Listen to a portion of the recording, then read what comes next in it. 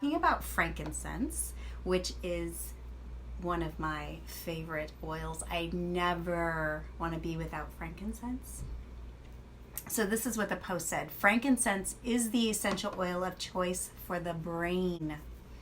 It aids the oxygenation of the blood going to the brain.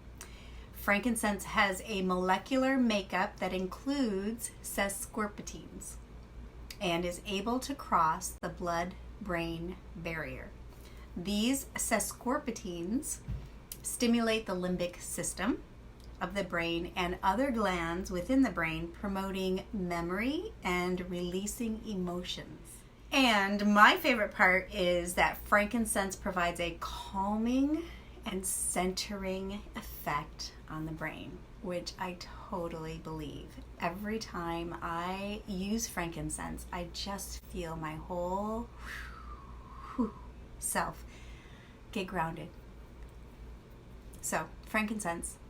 You know what I do? And I learned this from someone else. I put a drop on the top of my head. I open it and I go